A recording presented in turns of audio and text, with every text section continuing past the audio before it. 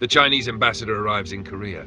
To honor him, the best chef in the city is chosen to prepare a grand meal. But as the ambassador takes a bite, his face twists in shock. Inside his food, he finds a hook. The hook rips out one of his teeth.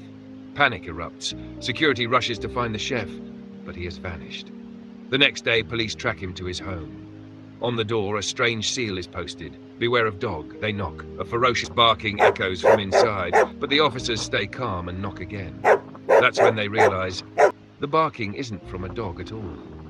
The chef is faking the sound, playing it through a phone. The police inform him the ambassador suffered an allergic reaction from the hook found in the meal. The chef pleads his innocence, but they don't believe him. Panicked, he makes a run for it. He climbs the side of a tall building, balancing on the narrow railing meant to stop falls. Step by step, he tries to escape. Then, suddenly, a bird drops its mess right on his hand. Disgusted, he wipes it off, losing his grip. The chef slips, dangling over the edge. Police try save him, but in the chaos, he tumbles down, straight into the river below. He wakes up gasping, but something is wrong. As he checks his body, the shock hits him. His muscles are gone. All that remains is fat. He stumbles to a mirror and freezes.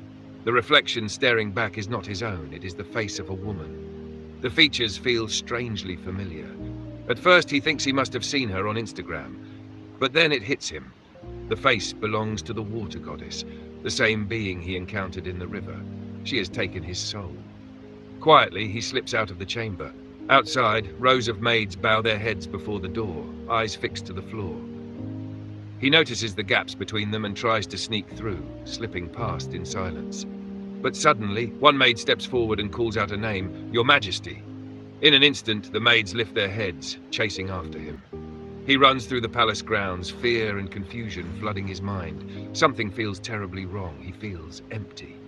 With trembling hands, he checks his lower body, and horror grips him. There is nothing there. His face twists with anger, pity, and despair.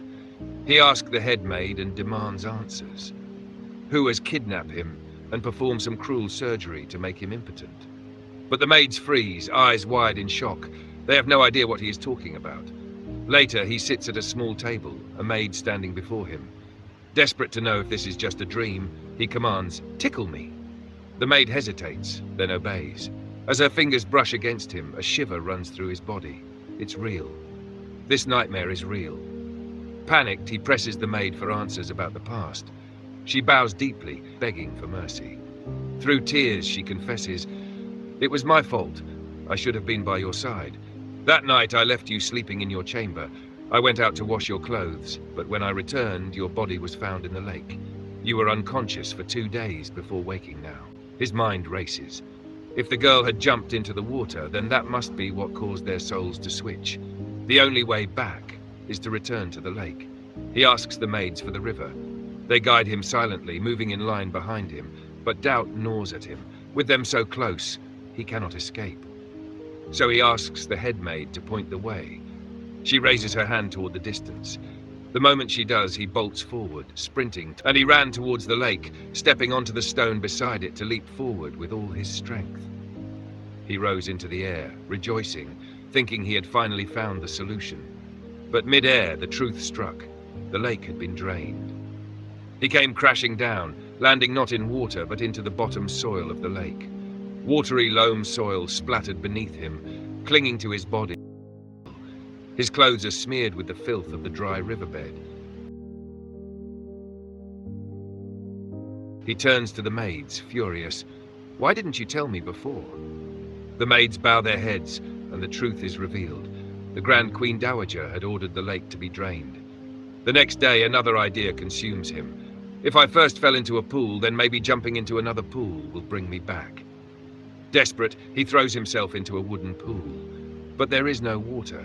His head cracks against the bottom. He refuses to give up. He dips his head into bowls of water. He plunges it into an aquarium, again and again, but nothing works. The question is, where is the Queen's soul? Where is the true owner of this body?